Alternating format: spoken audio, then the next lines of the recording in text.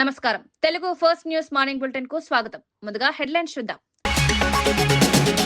రేవంత్ రాజకీయ ప్రస్థానంపై కేజీఎఫ్ తరహా video viral. కృతజ్ఞత సభలో ప్రత్యేక వీడియో. రేవంత్ పోరాట గాథను చూపించిన సినీ తరహా వీడియో సోషల్ మీడియాలో వైరల్ గా మారిన రేవంత్ వీడియో.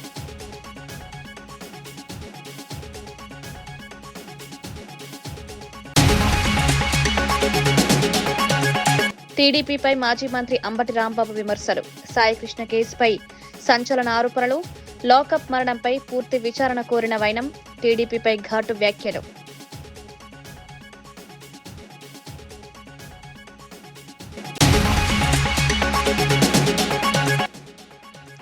కాళేశ్వరం మరమ్మతులపై సీఎం రేవంత్ ను ప్రశ్నించిన కేటీఆర్. కాళేశ్వరం పనులు ఎందుకు మొదలు పెట్టలేదని వ్యాఖ్య. 2 పిల్లలకే మరమ్మతులు చాలని కేటీఆర్ వ్యాఖ్య. ప్రజా ప్రయోజనాల కోసం పనులు ప్రారంభించాలని వెల్లడి.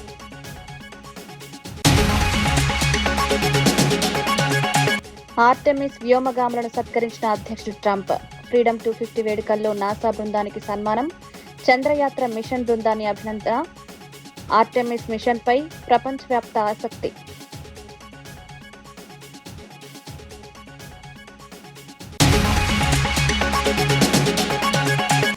సాయికృష్ణ కేసుకు సిబిఐ దర్యాప్తు కోరిన సుధాకర్ బాబు. సీసీటీవీ ఫుటేజ్లు బయటపెట్టాలని డిమాండ్.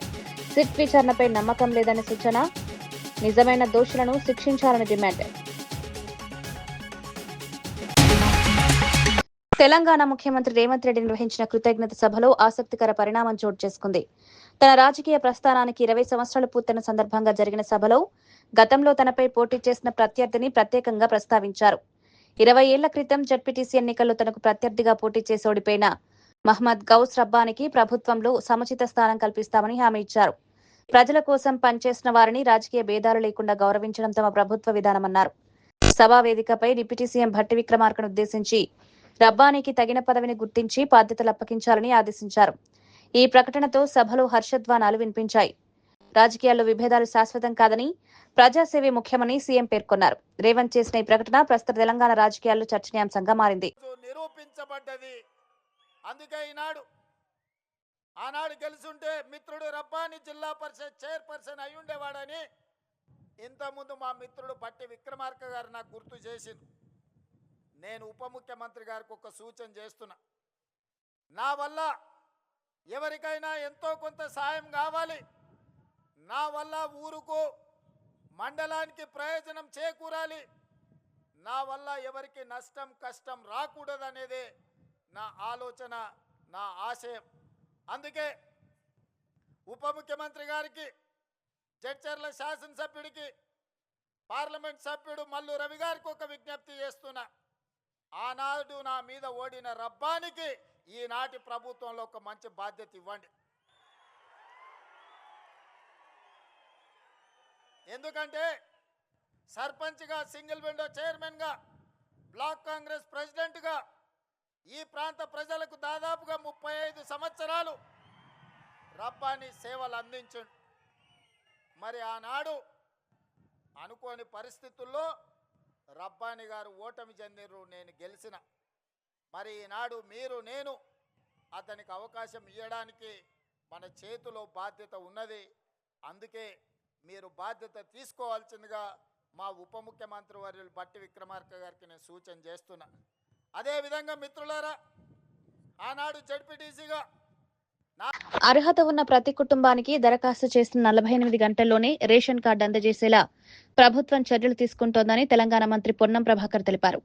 హైదరాబాద్ లోని నాంపల్లి, చాంద్రయాన్గుట్ట నియోజకవర్గాలకు చెందిన 361 మంది లబ్ధిదారులకు డబుల్ బెడ్రూమ్ ఇళ్ల పట్టాలను పంపిణీ చేసిన సందర్భంగా ప్రకటన చేశారు. ప్రజలకు సంక్షేమ పథకాలు వేగంగా అందించడమే ప్రభుత్వ లక్ష్యమని స్పష్టం చేశారు.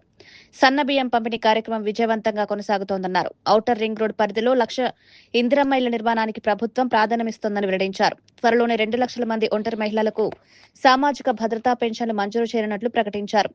అర్హులైన ప్రతి ఒక్కరూ ఎలాంటి మధ్యవర్తులు లేకుండా దరఖాస్తు చేసుకోవాలని సూచించారు. ప్రజల జీవన ప్రమాణాలు మెరుగుపడేలా సంక్షేమం, అభివృద్ధి రెండింటినీ సమానంగా ముందుకు తీసుకెళ్తున్నామని తెలిపారు. ఇబ్బంది అయితే 200 యూనిట్ల కరెంటు ఫ్రీ ఇస్తా ఉన్నాం. వారితో పాటుగా ఇలా महिला संघाల సభ్యులు కంటే ఎవరెవరైతే मैं ये भी स्पेशल प्रोग्राम नहीं है वैसा जो वुमेन में ग्रुप गांव में बहुत लोग रहते, सपोज हमारा कॉन्फ्रेंस में 1 लाख महिला है तो 80,000 लोग महिला मेंबर है। यहाँ हर कांग्रेस में 10,000 से भी ज्यादा नहीं है। उनके लिए स्पेशल ड्राइव जीएचएमसी से हम काम शुरू करें। आप सब लोग इसमें मदद चाहिए।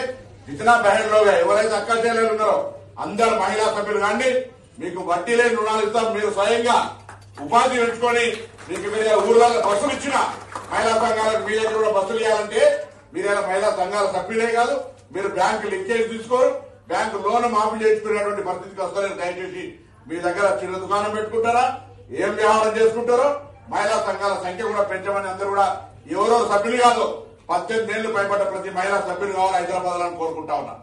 ఆ విధంగా ఈ రోజు మీ అందరూ కూడా అమ్మగారింటికి పోవాలన్నా, అత్తగారింటికి పోవాలన్నా, గుడికి పోవాలన్నా, మస్జిద్ పోవాలన్నా, ఇక్కడ దర్గా పోవాలన్నా ఇలా ఫ్రీ బస్ ఇస్తా ఉన్నాం.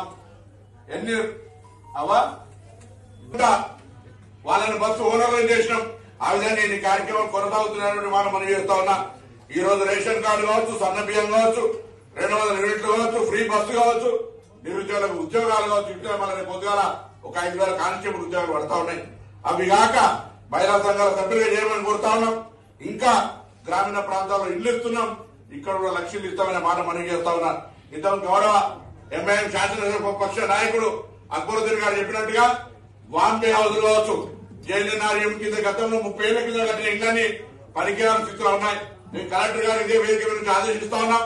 వెంటనే నివాస యోగ్యంగానే అన్ని ఖాళీ చేసి వాటిని పునర్నిర్మాణం చేయడానికి సమయం తీసుకున్నా రాబోయే వర్షాకాలంలో వాళ్ళ అక్కడనే ఉంటే ప్రమాదం ఏర్పడుతుంది వచ్చి అది ఫస్ట్ కేటగిరీ కింద 2 రిపేర్ చేయగలిగినటువంటి అన్ని కూడా మనం హౌసింగ్ మినిస్టర్ దగ్గర రివ్యూలో కూడా చెప్పుకున్నాం. అటువంటి అన్ని 2వ కేటగిరీ కింద పునర్నిర్మాణం చేయడము, వాటిని రిపేర్ చేయడము, 3 అసలు పనికి రావన్నప్పుడు వాటిని కూలగొట్టి తిరిగి ఇచ్చేటువంటి కార్యక్రమానికి 3 రకాలుగా నివేదిక మన హైదరాబాద్ జిల్లాలో దాదాపు 30-40 జాగాల్లో ఇటువంటి ఓల్డ్ పాత 30 ఏళ్ల కింద కట్టినటువంటి ఉన్నాయి. వాటన్నిటి మీద ఒక రివ్యూ చేయాలని సందర్భంగా కోరుతా ఉన్నా. అదేవిధంగా ఈ రోజు ఆంధ్రప్రదేశ్లో సోషల్ మీడియా వేదికగా కుల మత విద్వేషాలను రెచ్చగొట్టే వారిపై ప్రభుత్వం కఠిన చర్యలు తీసుకుంటుందని మంత్రి కందుల దుర్గేష్ స్పష్టం చేశారు. ఇష్టానుసారంగా మాట్లాడి సమాజంలో అశాంతి సృష్టించే వారిని చట్టం ఎట్టి పరిస్థితుల్లోనూ ఉపేక్షించదని హెచ్చరించారు.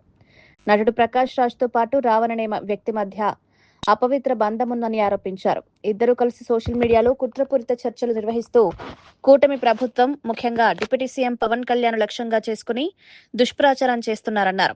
ఈ వ్యవహారానికి సంబంధించిన ఆడియో సంభాషణలను మీడియా ముందుకు తీసుకొచ్చినట్లు తెలిపారు.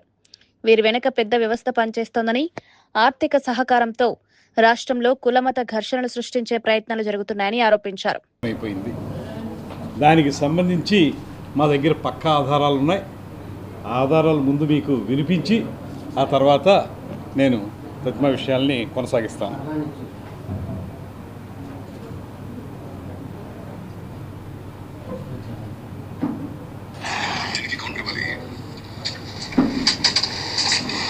మేము గొర్రెలం కాదు, బానిస బ్రతుకు బ్రతకడానికి. ఈ బెదిరింపులు వద్దు నాగబాబు గారు. ప్రశ్నించడం మా హక్కు. ఏ నాయకుడైనా, నేనే నాయకుడు అనుకున్న వాడైనా సమాధానం ఇవ్వాల్సింది బాధ్యత. అర్థమైందా? Just asking. బండి ఎక్కి పారిపోయిన వాడిని ఎందుకు అరెస్ట్ చేయట్లేదు రేవంత్ రెడ్డి గారు? మనం ట్వీట్ చేయొచ్చా? తెలియదు సార్. అది కొందరు అమ్ముడుపోయిన మీడియాకి అంటే అది రాంగ్ వర్డింగ్ అవుతుంది సార్. కొందరికి అమ్ముడుపోయిన అంటే కొన్ని పార్టీలకు కావచ్చు, లేకపోతే కొంతమంది మనుషులకు కావచ్చు అమ్ముడుపోయిన మీడియా కన్నా. సో కొందరికి అమ్ముడుపోయిన మీడియాకి అని పెట్టారు సార్. ఇప్పుడు ప్రజలకి నిజం సమాధానం చెప్పబోతున్నాను. నిజం తెలుసుకోవాలన్న ప్రజలకి నిజం తెలుసుకోవాలన్న మీడియా మిత్రులకి మరియు కొందరికి అమ్ముడిపోయిన మీడియాకి కూడా. ఓకే, అంటే నిజం తెలుసుకోవాలన్న మీడియా మిత్రులకు కొంచెం రెస్పెక్ట్ వర్గానికి ప్రజలకి, నిజం తెలుసుకోవాలన్న మీడియా మిత్రులకి మరియు కొందరికి అమ్ముడిపోయిన మీడియాకి కూడా. సార్ అది నేను మీకు ఒక లింక్ పంపిస్తాను సార్, ఆ యూట్యూబ్ లింక్. దాని మీద జస్ట్ క్లిక్ చేస్తే డైరెక్ట్గా యూట్యూబ్లోకి వెళ్ళిపోయి జాయిన్ అనే ఒక బటన్ చూపిస్తుంది. లైవ్ ని జాయిన్ అవ్వమని అది క్లిక్ చేస్తే మీరు లైవ్లోకి వచ్చేస్తారు సార్. మీరు 7:45 అట్లా వస్తే మనం 8:45 9 దాకా మనం వచ్చేసి విల్ క్లోజ్ సార్. ఆ లింక్ నువ్వు మెయిల్లో పంపిస్తే నేను ఐప్యాడ్లో ఓపెన్ చేస్తాను అంతే కదా, లేదా ఫోన్లోనే ఓపెన్ చేయాలి. That's all I want to know. దానికి ముందు 1 అవర్ ముందు ఐ టాక్ టు యు. సంతోషం. కుట్ర ఏ రకంగా జరుగుతున్నది అనేది బట్టబయలైంది. ఇవాళ వాళ్ళిద్దరూ కలిసి సమాజంలో మత ఘర్షణలను రేకెత్తించడానికి కులఘర్షణలు రేకెత్తించడానికి చేస్తున్న ప్రయత్నం స్పష్టంగా మనకు కనబడుతూ ఉంది.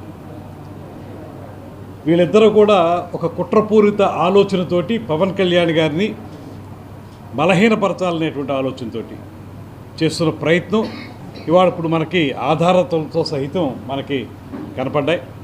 వాళ్ళిద్దరూ మాట్లాడుకుని ఎలా చేసుకోవాలో మాట్లాడుకుని. టీడీపీపై మాజీ మంత్రి అంబటి రాంబాబు తీవ్రస్థాయిలో విమర్శలు గుప్పించారు. గుంటూరులో మీడియాతో మాట్లాడుతూ వైసీపీని గొడ్డలి పార్టీగా అభివర్ణించిన ఆయన టీడీపీని తడిగుడ్డల పార్టీ అంటే ఎద్దేవా చేశారు. తమది పరశురాముడి గొడ్డలి పార్టీ అని వ్యాఖ్యానించిన అంబటి చంద్రబాబు నాయకత్వంపై తీవ్ర ఆరోపణ చేశారు. సాయికృష్ణ లాకప్ మరణం వ్యవహారాన్ని ప్రస్తావిస్తూ సంచలన వ్యాఖ్యలు చేశారు. సాయికృష్ణను లాకప్లోనే చంపి మృతదేహాన్ని మాయం చేశారని ఆరోపించారు. ఈ ఘటనపై ప్రభుత్వం నిజాలు దాచిపెట్టే ప్రయత్నం చేస్తోందని విమర్శించారు. బాధ్యులపై కఠిన చర్యలు తీసుకుని పూర్తిస్థాయి విచారణ జరపాలని డిమాండ్ చేశారు. ప్రజలకు నిజాలు తెలియాల్సిన బాధ్యత ప్రభుత్వంపై ఉందన్నారు. మేము గొడవల పార్టీ, పరశురాముడు గొడవలని చెప్పాము ఆయన చెబుతుంటే, మాది గొడవల పార్టీ, ఆయన తడిగొడల పార్టీ. గొంతు కోసేస్తాడు. అసలు చంద్రబాబు నాయుడు గారు ఎవరి గొంతైనా కోస్తే పోస్ట్ మార్టంలో కూడా రిపోర్ట్ దొరకదు. డాక్టర్లు ఎంత వెదికి పోస్ట్ మార్టం చేసినా అంత బ్రహ్మాండంగా తడిగుడ్డలతో గొంతులు కోసేటటువంటి స్వభావం కలిగినటువంటి నారా చంద్రబాబు నాయుడు గారు మాది గొడవల పార్టీ, మాది రౌడీల పార్టీ. ఇవుళ్ళే రౌడీలు, ఇవుళ్ళు రౌడీలు. మనం చూశారుగా మీరు, మా కార్లు బాగా కొట్టారు, మా ఇంటి మీద దాడి చేశారు. ఎక్కడ పెడితే అక్కడ పోలీస్ స్టేషన్ మీద దాడి చేస్తున్నారు. ఇప్పుడు ముద్దాయిని వదిలించండి, మాకు అప్పచెప్పండి ముద్దాయిని, ఆ సంగతి తెలుస్తా ఉంటున్నారు. ఎవరు రౌడీ పార్టీ? ఎవరు రౌడీ పార్టీ అని అడుగుతా ఉన్నా చంద్రబాబు నాయుడు గారు. లాకప్లో చచ్చిపోతున్నారు, అదేమంటే రౌడీలు అంటారు వాళ్ళని.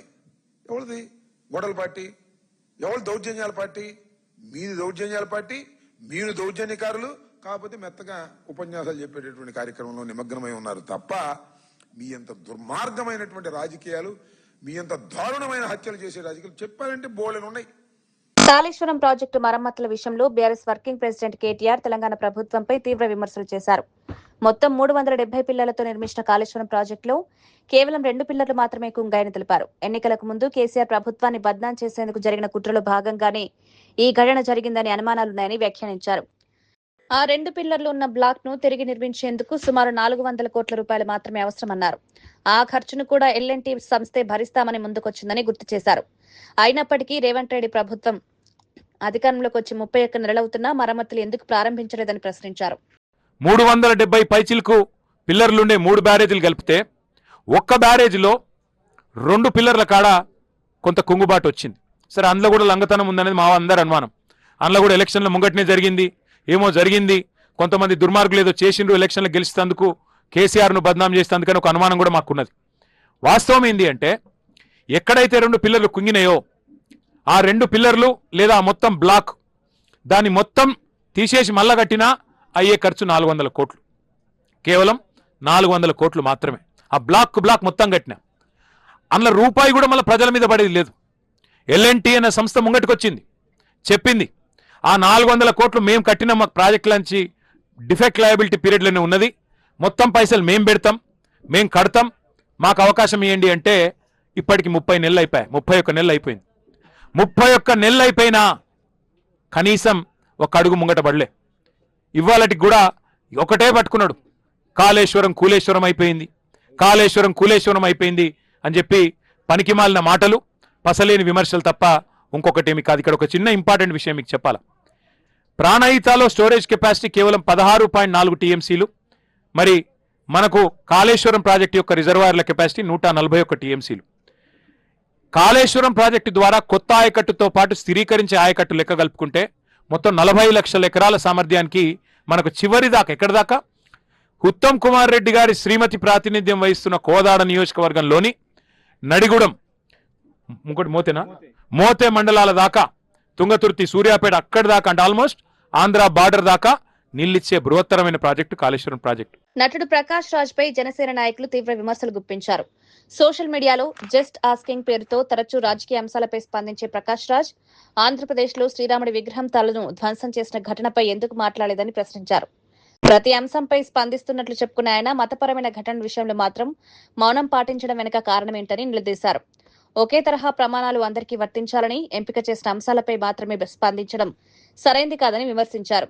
సమాజంలో ఉద్రిక్తతలకు దారితీసే ఘటనలపై కూడా తన అభిప్రాయం వెల్లడించాలని డిమాండ్ చేశారు.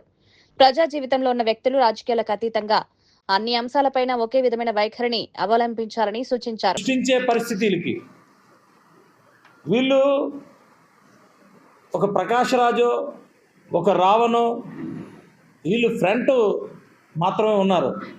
బ్యాక్ ఎవరున్నారో కూడా మేము బయట పెడతాం. ఎక్కడి నుంచి వీళ్ళకి ఫండ్స్ అందుతున్నాయి, ఏ తాడేపల్లి ప్యాలెస్లకు సంబంధించిన షెల్ కంపెనీస్ నుంచి వీళ్ళకి డబ్బులు అందుతున్నాయి కూడా బయటికి రావాలి. ఎట్టి పరిస్థితుల్లో వదిలే ప్రసక్తే లేదు. ఎందుకంటానంటే ఎంత కుట్రపూరితం అంటే కులాలు మతాల మధ్యన చిచ్చులు పెట్టడం వీళ్ళకి ఏం పని, ప్రకాష్ రాజ్కి ఏం పని? రావణ్తో అంత మాట్లాడాల్సిన పనే వచ్చిందని అడుగుతున్నా. జస్ట్ ఆస్కింగ్ అని మాట్లాడతాడు కదా, ఏదో పెద్ద ఈయన ఒకడే పెద్ద మేధావిలాగా జస్ట్ ఆస్కింగ్ అని మాట్లాడతాడు కదా. మరి జస్ట్ ఆస్కింగ్ మాట్లాడినప్పుడు 1924 మధ్యలో మన విశాఖపట్నంలోనే డాక్టర్ సుధాకర్ గారు, ఒక దళిత డాక్టర్ సుధాకర్ గారు, మరి జగన్మోహన్ రెడ్డి గారి పూర్తిగా ఆయన దీని మీద కదా ఆల్మోస్ట్ చనిపోయిన పరిస్థితి ఇక్కడ. అప్పుడు ఎందుకు లెగలేదంటాను జస్ట్ ఆస్కింగ్. అలాగే జగన్మోహన్ రెడ్డి గారి శిష్యుడు అనంతబాబు ఒక దళిత యువకుడిని, డ్రైవర్ని చంపి ఇంటికి డెలివరీ చేసినప్పుడు ఈ జస్ట్ ఆస్కింగ్ ప్రకాష్ రాజ్ ఎందుకు ముందుకు రాలేదని అడుగుతున్నా. ఆ రోజు ఎందుకు జస్ట్ ఆస్కింగ్ ఎందుకు అడగలేదు ఆ రోజు జగన్మోహన్ రెడ్డిని? ఈరోజు ఎందుకు గుర్తొచ్చినాయి? కులాలు మతాలు మధ్యన వీళ్ళు చిచ్చు పెట్టడానికి వీళ్ళు కోఆర్డినేట్ చేసుకుంటున్నారు ఒకరికొకరు. రావణ్ ఎవడు, ప్రకాష్ రాజ్ ఎవరు? వీళ్ళిద్దరికి మధ్యలో లింకులు ఏంటి? ఈ కోఆర్డినేషన్ ఏంటి? ఈ డిబేట్లు ఏంటి?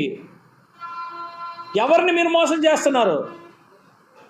ఎవరిని మీరు ఇది చేయాలనుకున్నారు? ఎవరు చెబితే మీరు ఇవన్నీ చేస్తున్నారు? అన్నీ కూడా బయట పెట్టే పరిస్థితి. ఎవరిని వదిలే ప్రసక్తి లేదు. 100% చట్టం తన పని తను చేసుకుంటూ వెళ్తుంది. ఎట్టి పరిస్థితుల్లో మేము పోలీస్ డిపార్ట్మెంట్ కూడా గట్టిగా మీరు గట్టిగా విచారించండి అని చెప్పి అడుగుతా ఉన్నాం. పవన్ కళ్యాణ్ గారు ఒక పక్కన ఇన్ని సంవత్సరాల నుంచి పాపం రోడ్లు లేక డోలీల మీద వెళ్తున్న ప్రాంతాలు అన్నింటికి ఈరోజు రోడ్లు వేస్తే జస్ట్ ఆస్కింగ్ ప్రకాష్ రాజ్కి కనపడలేదా? పంచాయతీరాజ్లో ఈరోజు నేషనల్ అవార్డ్స్ వస్తున్నాయి. పంచాయతీల్లో మేము మా ఎమ్మెల్యే మా పరిధిలో ఉన్న పంచాయతీలన్నీ ఎంత బీభత్సంగా ట్రాన్స్ఫార్మ్ అవుతున్నాయి, ఎంత అద్భుతాలు సృష్టిస్తున్నాయి. అవార్డులు తీసుకుంటున్నాం, నేషనల్ అవార్డ్స్. ఒక్కొక్క పంచాయతీ చాలా క్లియర్గా ముందుకెళ్తున్నాం. Panchayati Raj department, RWS department, forest department ఎన్నో తీసుకొస్తే ఎంత డెవలప్మెంట్ చేస్తారు. దానికి జస్ట్ ఆస్కింగ్ ప్రకాష్ రాజ్కి కనబడట్లేదా? జస్ట్ ఆస్కింగ్ అని చెప్పి ఏది పడుతుంది మాట్లాడితే. ఇప్పుడు చూశారు కదా, ఇప్పుడు విన్నారు కదా, రావణ్కి ఈయనకి ఏంటి అవసరం ఏంటంటున్నాను నేను. ఇది కుట్ర కాదా? మీరు ముందుకు వచ్చారు, కానీ మీ వెనకాతలో ఉన్న వ్యక్తి ఎవరు మీరు చెప్పాలా? లేకపోతే మేము చెప్పిస్తాం, పోలీసులు కూడా చెప్పించాలా? ఈరోజు నేను అడుగుతా ఉన్నా. మీకు ఆ రావణ్కి సనాతన ధర్మం అన్నా భారతదేశం అన్నా మరి ఎందుకు ఇబ్బందో నాకైతే అర్థం కాల. ఆయనేమో ఈరోజు అమెరికా స్వాతంత్రానికి 250 సంవత్సరాలు పూర్తయిన సందర్భంగా నిర్వహించిన ఫ్రీడమ్ 250 వేడుకల్లో అమెరికా అధ్యక్షుడు Donald Trump NASA Artemis 2 mission వ్యోమగాములను ఘనంగా సత్కరించారు. చంద్రుడి చుట్టూ చారిత్రాత్మక యాత్ర చేపట్టనున్న ఈ వ్యోమగాములు అమెరికా అంతరిక్ష భవిష్యత్తుకు కారణమని ట్రంప్ కొనియాడారు. వాషింగ్టన్లో జరిగిన ఈ ప్రత్యేక కార్యక్రమంలో వ్యోమగాములతో కలిసి మాట్లాడిన ట్రంప్ అమెరికా అంతరిక్ష పరిశోధనలో మరో స్వర్ణయుగం ప్రారంభమవుతోందని పేర్కొన్నారు. ఆర్టెమిస్ 2 మిషన్ ద్వారా మానవులను మళ్లీ చంద్రుడి దిశగా పంపేందుకు నాసా చేస్తున్న కృషిని అభినందించారు. Further from Earth than anyone has ever flown before. And here they are.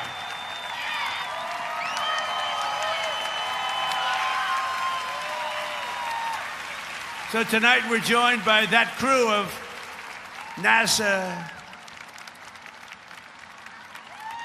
Artemis, you know the crew, everybody. Artemis too, and everybody watched. Isn't that amazing? And they became very famous. Everybody watched. I was watching. I don't know what it was. That one got the attention of everybody. And along with the last man to walk on the moon, Apollo 17 astronaut Jack Schmidt. Thank you, Jack. You look like you could be with them, Jack. You look very good. You look very good, Jack. Thank you very much. What a job. Everybody was watching. I was with a group of people that normally wouldn't be watching, and we're having a big dinner, and they all said, we want to turn on, we want to watch Artemis 2. A lot of people said, what is that? By the end of the evening, they knew. It was amazing. And along with Jared, where is Jared? He's so great. He's running NASA. What a job he's done.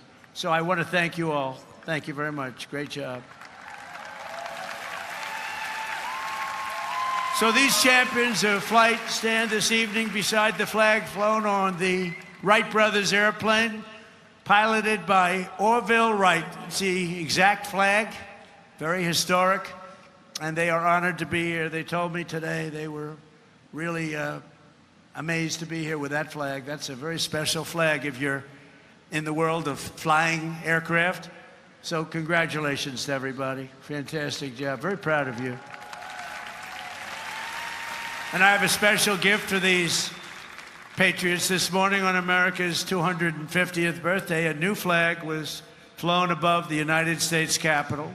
And tonight I present it to you to soon be planted by American astronauts on their upcoming return to the moon. And in addition to that, I gave them and all of the great heroes that you saw up on stage tonight and a few others that couldn't quite make the stage, I gave them a very special medal from the White House, so it's an honor. Thank you very much, everybody.